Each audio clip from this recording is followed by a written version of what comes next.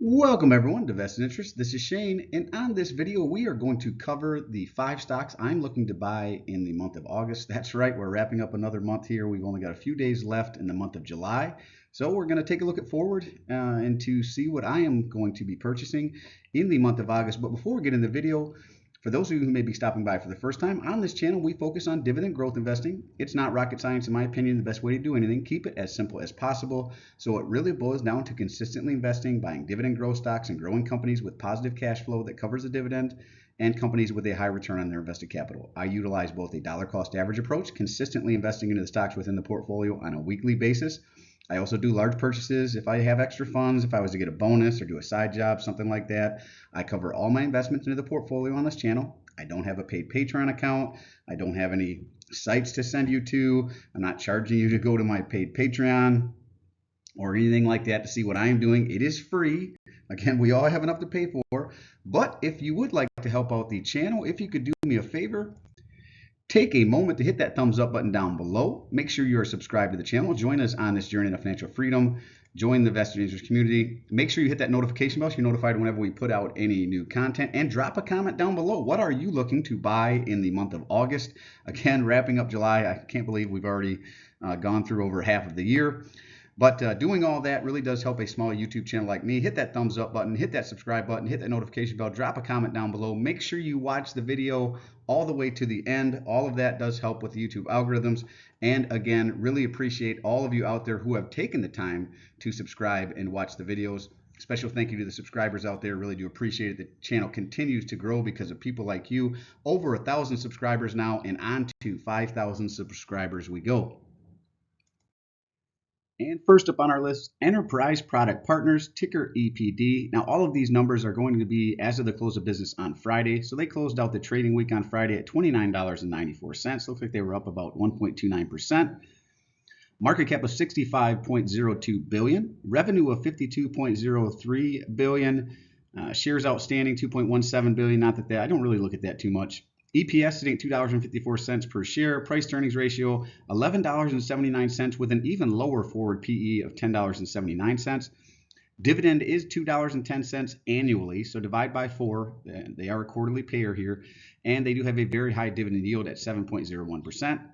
Now, part of the reason they're on my list is they have an ex-dividend date coming up July 31st, so I will be purchasing this one in the beginning parts of the week. So I know that it's the August stocks to buy, but I'm looking to add to this first part of the week, and then I'll probably nibble a little bit the rest of the month in August, but I'm going to get some more into my portfolio before this ex-dividend date. At least that's where I'm headed. So July 30th or before, so I believe that'll be Monday and Tuesday. I'll probably add this to my Monday buy list here and pull the trigger on it Monday morning.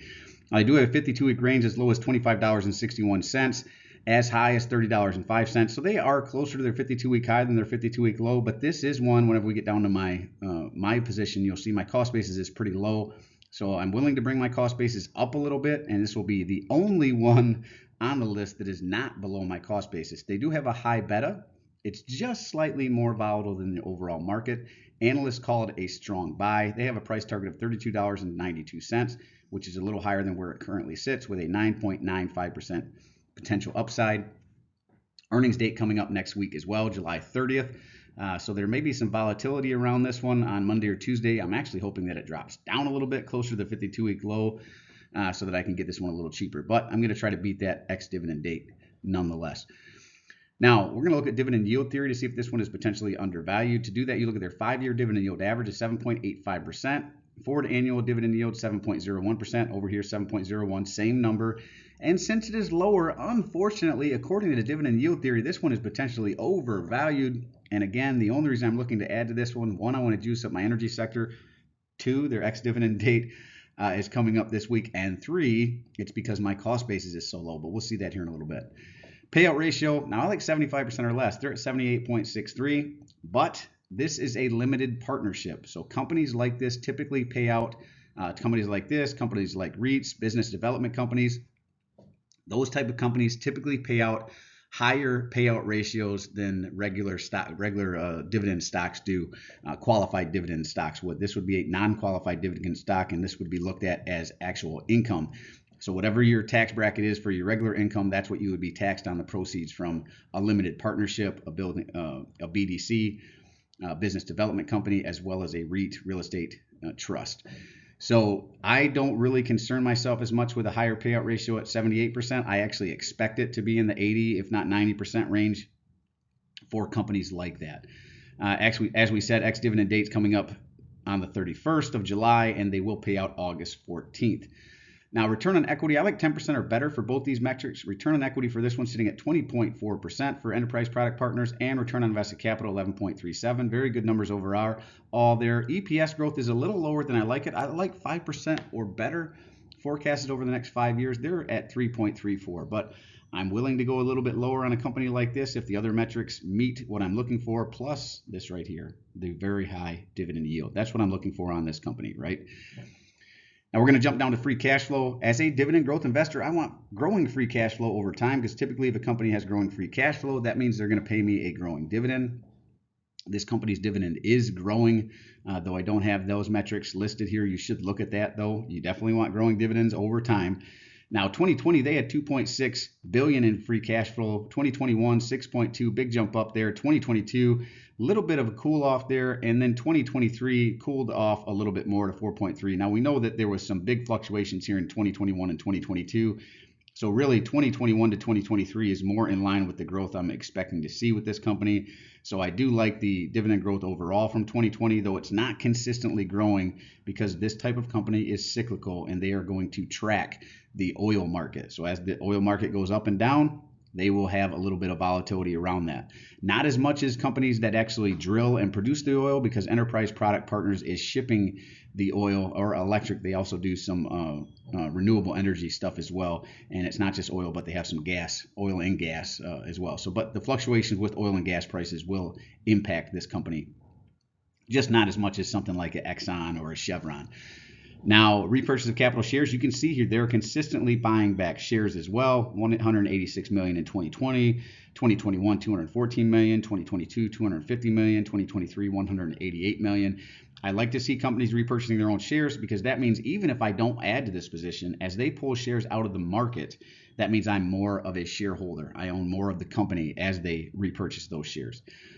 And now here is my position here overall. I do have 258.253. This D circle here, that just identifies that they have an upcoming dividend. As we saw, ex-dividend date would be July 31st. So again, I believe if you buy this Monday or Tuesday, you will be in line for the next dividend. If you were to buy them on or after the July 31st, that dividend would not be included in the next payout on the 14th. So 258.253 shares. My cost basis is this $25.16. So as you can see, my cost basis is actually lower than its 52-week low. That is why I'm willing to, even though it's a little bit above my cost basis, I'm willing to add to this one. It'll bring up my cost basis slightly, but it'll still be super low, well within 15% of the 52-week low, and probably, depending on how much I add, probably still under this 52-week low here. Right? So I'm well under the 52-week low, so I'm willing to add a little bit. I am up 18.99%. Or up $1,234.09 on this one. So this one will be the only one above my cost basis here. Enterprise Product Partners out of the energy sector, ticker EPD. Let's go to number 2 here. Comcast Corporation, and this was actually on last week's list as well. I'm going to continue to build out this position. Ticker CMCSA, closed out the week at $39.69. Looks like they were up 3.79%. Market cap of $155.35 billion, revenue of $121.11 billion, EPS, earnings per share, sitting at $3.76. Price to earnings, PE ratio, sitting at $10.56 per share, with a lower forward PE at $9.07 per share. Dividend is $1.24 paid out on the year, so divide by 4. Nice dividend payout ratio, or dividend yield of 3.12%. Ex-dividend date coming up October 2nd. Looks like ex-dividend date October 2nd. Obviously, the dividend will not pay out on, or did pay out on July 24th, but that's not when the next one will pay out. So this is still, the ex-dividend date has not been updated. I believe it will be in, they pay out, or the ex-dividend date being in October. They either pay out late October or early November. 52-week range as low as 36 $36.43, as high as $47.46. Beta of 1. So they are right in line with the overall market. So that's the volatility of the market, actually. 1 being the volatility of the market, anything under 1 being less volatile, anything over 1 being more volatile. Analysts call it a consensus buy. Price target of $48.01. That would present a potential 20.96% increase from where it currently sits. July 23rd was the earnings date, so they just had a recent earnings date. That may be part of the reason for this big pop here on Friday. So you might want to go take a look at that earnings date to see what's going on there. Jump over to dividend yield theory again. 5-year dividend yield average of 2.3%. Compare it to its current 3.12%. Or over here where it says forward annual dividend, 3.12%. That speaks to undervaluation on this one, at least according to dividend yield theory. Payout ratio very low at 31.91%. Lots of room to continue to increase that dividend over time. And again, ex-dividend date is coming up in October, but the dividend date, that 7/24, July 24th, that's the one that they just paid out. Now again, I like 10% on return on equity and return on invested capital, which tells us how well the company reinvests its capital back into itself. Return on equity sitting at 18.2%, very nice. And return on invested capital is just a tick below than the 10% I usually look for, but that is not so much lower that I will not just let it slide. 9.68 is close enough to 10%. I'm willing to say that's good enough. EPS growth, now this is smoking high. I like 5% or better, sitting at 10.82% forecasted over the next 5 years, with revenue growth forecasted at 2.03%. Let's jump down and look at free cash flow again. 2020, you can see here at $13 billion. 2021, big jump up to $17 billion. 2022, drop down to 12.6. 2023, 12.9. Now it looks like there was a big jump up and then a big drop in 2022 and 2023. But let's talk about that for a minute. Free cash flow, yes, looks like it went up, then down. But if you look at the repurchase of capital shares, 2020, they were only repurchasing 534 million shares, and then they jumped that up in 2021. So not only did the free cash flow jump up, but they increased their repurchase of shares to 4.6 billion. And then 2022, even more of a jump up, 3 times what they were repurchasing 2021 to 13.3 billion. And then 2023, a little bit of a drop off, but still well above what they were repurchasing in 2020 and 2021 at 11.2 billion. So even though it looks like the free cash flow went up and then came back down, it actually, if you accounted for the repurchase of capital shares, has been pretty well steadily increasing over time. So very good numbers overall. And I love that whenever their free cash flow started to jump up, they increased their repurchase of capital shares, especially whenever it looks like it's presenting some value on this one, right? Now we're going to jump over and look at, or I'm sorry, we already looked at free cash flow, dividend yield. We're going to look at my position and then we're going to go to the next one. So Comcast, I do have 149.939 shares. I am down on this one, right? My cost basis is $41.31. So currently sits below my cost basis, down about 3.93%. So that's part of the reason I want to add to this one, continue to bring my cost basis. Plus it's a smaller position in my portfolio. This one only accounts for under 3% of my portfolio. So I wouldn't mind bringing my position size up a little bit and increasing my position on this one while it's below my cost basis. So that's number 2 out of the communications sector, Comcast Corporation, ticker CMCSA. Number 3, we've been adding to this one a while. We're going to continue to do so. Starbucks Corporation, ticker SBUX, out of the consumer discretionary sector, closed out the week at $74.05. Market cap of $83.88 billion, revenue of $36.53 billion, EPS sitting at $3.63 per share. PE ratio, price to earnings, is sitting at $20.40 per share, and forward PE even lower at $19.29 per share. Dividend is $2.28 annually, so divide by 4 because they are a quarterly payer, with a nice starting dividend yield of 3.08%. Ex-dividend date is coming up August 16th, and it looks like they will pay out August 30th. Now, the 52-week range as low as $71.55, as high as $107.66. So this is one that's right up against its 52-week low, maybe a little bit off of it, the 52-week low, but not very much. A beta of 0.94, so just slightly less volatile than the overall market. Analysts call it a buy with a $92.05 price target. So they don't see it quite getting back up to its 52-week high, but they definitely see about the potential for 24.31% increase in the price per share. Earnings date is coming up July 30th, so the earnings date is coming up next week. I believe that is Tuesday. So go ahead and check that out if you're interested. Now let's jump over and look at dividend yield theory again. 5-year dividend yield average of 1.99%. Their current is 3.08, or over here where it says forward, 3.08. And since it is higher than their 5-year average, that speaks to undervaluation on this one. Payout ratio under 75% at 60.61%. So far, very good numbers overall. Now, where we get into some issues is return on equity and return on invested capital. Again, like 10% or better. Their return on equity is actually negative, and it looks terrible. But this really is about their growth. So as this company grows, they're opening new locations. So that means they have a lot of capital that goes back into building out those locations. Existing locations get updates or remodels. That's capital that goes out. So I never see, for these type of companies while they're growing, I never see very good return on equity, because it might be years before there's a payback on building out a new location, right? But their return on invested capital is very good at 25.46%. Now, EPS growth, again, I like 5% or better projected over the next 5 years. This one has, I believe, the most solid EPS projection at 11.62%, paired with very nice revenue growth at 7.7%. Let's go down to free cash flow again to see how this one is doing. 2020, they had $114 million in free cash flow. 2021, huge jump up to $4.5 billion. 2022, $2.5 billion. 2023, $3.6 billion. So it looks like 2021, now remember what was going on here during the CV-19 stuff, the COVID-19 stuff, right? So we had a lot of stuff that was shut down in 2020, reopened in 2021. So you saw a surge in free cash flow, and then kind of a leveling off.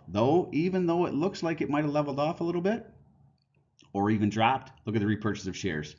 2020, 1.6 million or 1.6 billion in 2022, nothing in 2021, so that's why the free cash flow would have been up, but then right back at it, 4 billion in 2022, 984 million in 2023. So overall, I would actually say growing free cash flow, and potentially a little bit of a drop off from 2022 to 2023 here, since their repurchase of shares was down so much and only at 3.6 free cash flow. You'd have to do the math, though, to see what they were repurchasing those shares at and add that back into free cash flow. I will give them growing free cash flow, though. But keep in mind, companies like this, if we have a recession or something like the COVID-19 stuff, they are going to be hit. That's why they're consumer discretionary. It's up to the consumer. When things are good, they're going to go buy that $7 cup of coffee. When things are bad, they might pull back and make that coffee at home. You want to be buying whenever they're showing value, right? Don't be buying them when they're overvalued. Be buying them whenever they're showing value or it looks like they might be in trouble, so long as the rest of the numbers look good. My position in Starbucks, I do have 109.288 shares, currently down a little bit, 5.63%. But again, I'm going to continue to decrease this cost basis. My cost basis is $78.47 per share. And so I want to continue to bring that down, bring up my yield, and bring up my potential future returns. Number 4 on the list, Vale. This is the mining company, ticker VALE. Vale is a mining company out of the materials sector, out of Brazil. So they're a foreign company, so there may be some tax implications. Understand the tax implications based on the brokers you use. My company that I use is Ally Bank. That's who I use for my brokerage. That's who I'm buying my shares out of and where I hold all my stocks, as well as my kids' custodial accounts. And they take the taxes out right away. If your brokerage does not, you may be liable for those taxes at the end of the year. So make sure you understand your tax implications if you are buying any foreign companies like Vale, because again, this is out of Brazil. Market cap of $46.48 billion, revenue of $41.78 billion. EPS sitting at $1.83 per share. Price to earnings ratio, PE sitting at $4.83. Now this forward PE is a slightly higher at 4.98, $4.98. Dividend at $1.42. Now this is a semi-annual payer. Typically they pay out twice a year. Sometimes they've paid out 3, sometimes they've paid out 1. This is really going to be dependent on metal prices, right? Vale being a mining company, they are at the discretion of what the metal prices are doing, right? Now, their dividend yield currently is super high, 13.06%. Ex-dividend date, March 12th. Looks like the next ex-dividend date is actually August 5th. So this dividend date payout has not been updated. Obviously, it's going to be after August 5th, so probably in August or in September after that next one. So this is one of the reasons I like 2 different sources for information. The information that I'm bringing to you here is from a mix of Yahoo Finance as well as stockanalysis.com. So again, this is not quite updated because obviously the dividend date March March 26th has already passed, so that's already been paid out. And the next ex-dividend date being August 5th, they won't be paying again in March. We can't go back in time, right? Now, 52-week range as low as $10.64, as high as $16.08. Again, mining companies are cyclical. They're really based on how the metals community is doing, whatever metals they might be mining. This one mines a lot of steel, and they are a sneaky play in the electric vehicle space. I believe this is one of the companies that Elon Musk has partnered with to provide a lot of the materials for his electric batteries. So that's part of the reason that I own it, not because of Elon Musk, but because of the sneaky play in the EV space. Beta of 0.93, so they are just slightly less volatile than the overall market. Analysts call it a consensus buy. They have a $16.60 price target with a potential of 52.86% upside. And the earnings date was July 25th. So go ahead and check that one out. Maybe there was some good news on that because they did have a bit of a bump up there on Friday. We're going to look at dividend yield theory on this one to see how well they're looking as far as valuation. 5-year dividend yield average of 3.11%. Current 16.3%. So this speaks to some significant undervaluation on this one. Payout ratio is 62.50. Again, I like 75% or less. So gives them room to continue to pay that dividend, make acquisitions, pay down debt, buy back shares, whatever they're going to do with the rest of that free cash flow. Return on equity, again, I like 10% or better. They're at 21.2%. Return on invested capital sitting at 16.77%. Very good numbers overall. They did not have anything listed for a 5-year EPS forecast, NA, but they did list the revenue growth, slight revenue growth, 0.62%. So they may see a slowdown in some of the EV stuff right now because, if we hit recession, this company would support consumer discretionary products, right? So that's building materials from their steel, that's some of the EV batteries that their material goes to, right? People are going to pull back on building new buildings or houses and buying new cars if we hit a recession, or even if just things slow down. It doesn't necessarily have to be a recession. Now, free cash flow growth, again, we want growing free cash flow over time because typically if a company has growing free cash flow, they pay growing dividends. 2020, you can see here at $10 billion, 2021 up to 20.6. 2022 looks like a bit of a drop, or a big drop, down to $6 billion. 2023 back up to 7.2, and they are consistently repurchasing their own shares since 2021. 5.5 billion here. 2022 $6 billion. 2023 bit of a drop down to 2.7. My position, I do have 419.409 shares. My cost basis is $12.91. I am down 15.91%. That's part of the reason I'd like to continue to add to this one. Bring that cost basis down. I'd really love to get it back down into the 11% range. Wouldn't mind adding a couple hundred shares here. Not going to do it all at once. Going to do it slowly. So you might see me adding 10 to 15 shares a week while it's significantly under my cost basis. And number 5, last but certainly not least, we are actually going to add to our Kraft Heinz position. Ticker KHC, out of the consumer staple position. This is actually one that is not growing their dividend over time. So I just want to throw that out there. It is on my list over the next couple of years. If it does not start growing its dividend, it may be one to cut. But it is below my cost basis significantly, not quite 10% yet, but it is one I do want to add to and bring down that cost basis. I like to add to my positions as they're in the red so I can bring down those cost bases, bring up the dividend yield, and bring up my potential future returns. So Kraft Heinz closes out the week at $33.36 per share. Market cap of $40.51 billion. Revenue at $26.56 billion. EPS, $2.29 per share. Current price earnings ratio sitting at $14.57 per share. Even lower forward PE at $10.83. I really like that. Dividend is $1.60. That's the annual payout. Divide by 4 because they are a quarterly payer. They do pay a 4.8% dividend yield. Very high dividend yield on that. So another reason I'd like to bring that dividend yield up. Mine's in the 4% range, but it's not quite 4.8%. So I wouldn't mind bringing it up a little bit. Ex-dividend date, June 6th. They paid out on June 28th, so we're going to have to wait a couple months for their next dividend payout. 52-week range as low as $30.68, as high as $38.96. So they're not very far off their 52-week low. A beta of 0.52, so they are less volatile than the overall market. Price target $38.33, so they do see some price upside here, about 14.9%. Earnings date July 31st. So another one's the earnings coming up next week. So might be one that we see some volatility with that earnings. Maybe it drops a little bit lower and we can grab them a little bit cheaper. We're going to keep an eye on that one again. This is on my watch list or my stocks to buy list for August, but we still have 3 days in the July trading week. So if I get a big pullback on some of these, I might add them there in the last week of July as well. Now we're going to jump over to the dividend yield theory again. 5-year dividend yield average of 4.68%, currently at 4.8%, speaks to slight undervaluation here, at least according to dividend yield theory. Payout ratio 69.87%, so a little on the high side, but still under that 75% I'm looking for. Now return on equity and return on invested capital, this is going to be the lowest of the bunch. Return on equity sitting at 5.7%, does not meet the 10% I really like. Return on invested capital, same thing at 1.5%, about half what I'm looking for at 10%. So those numbers I don't like, but I do like the EPS, the forecasted growth over the next 5 years at 10.68%, and the revenue growth is forecasted to be slow at 2.05%.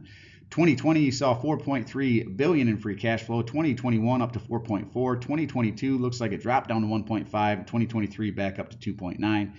They are consistently repurchasing their own shares. 271 million here in 2021, 2022, 280 million. They bumped that up in 2023 to 455 million. So I'd like to continue decreasing that share count, excuse me, and buying back those shares. So just like all of the others, except for Enterprise Product Partners, KHC, here's my position. I have 209.65, and I am slightly down on this. Not slightly, I'm down 8.18%. My cost base is $36.33. So another reason I want to add to this one, bring down that cost basis while it's significantly under my cost basis, bring up my potential future returns and that dividend yield. So those are the 5 that I'm looking for. Let me know in the comment section down below. What are you looking to buy in August? Do you have any of these 5 positions in your portfolio, and are you adding to them right now? Would love to hear from you in the comment section below. And these are some other positions I feel like there is some value and that I probably will add, little nibble on a little bit. Those 5 are not going to be the only stocks that I add to in the month. Most of these are in my portfolio, except for Genuine Parts Company and General Mills. But I wouldn't mind continuing to add to Pfizer, Verizon. If it got back into the 30s, I did add it around $38, $39 here over the last month. It's back around $40. I'd like to keep adding to it when it drops in the 30s. The lower the better. CVS is another one, significantly under my cost basis. I wouldn't mind nibbling a little bit. I do have over 200 shares of CVS now, so it's not going to be a lot. I'll nibble on this one. It's become 4 to 5% of my portfolio, but I wouldn't mind continuing to nibble while it's under my cost basis. Nutrien, same thing, under my cost basis currently. Enbridge is just barely under my cost basis. Wouldn't mind adding here. Cisco is just slightly above. Another one that I probably won't add a lot to, but over the next month, I wouldn't mind adding 1 or 2 shares every other week or something like that. Haverty's, if it dropped back into the 24, 25 range, I would add another big tranche here. And Johnson & Johnson, anytime it's under 160, I feel like showing some value, and it continues to be under 160, so I might nibble there a little bit. Now, there's other companies out there that definitely are showing some value right now, but these are some ones that are in my portfolio, and a couple with Genuine Parts Company and General Mills I wouldn't mind adding in the future if they continue to stay low. Well, that is really it for this one. As always, appreciate you stopping by. If you haven't done so already, don't forget to show me some love. Hit that thumbs up, ring the notification bell. Most importantly, subscribe to the channel. Hit that subscribe button. Join us on this journey to financial freedom. Join the vested interest community, building a community of like-minded dividend growth investors. Now, we can't benefit from each other's investing, but we can certainly benefit from a cumulative knowledge base that we all bring to the table here. So go ahead and ask your questions down below. Even if I can't answer them or don't have a good answer, I'm sure someone in the vested interest community can answer your question, especially you new investors. Go ahead and drop those comments down below. Again, let me know what you think of the videos. What are you adding to your portfolio? I do personally read and respond to the comments. I'm always interested to read your questions, opinions, or suggestions for future topics.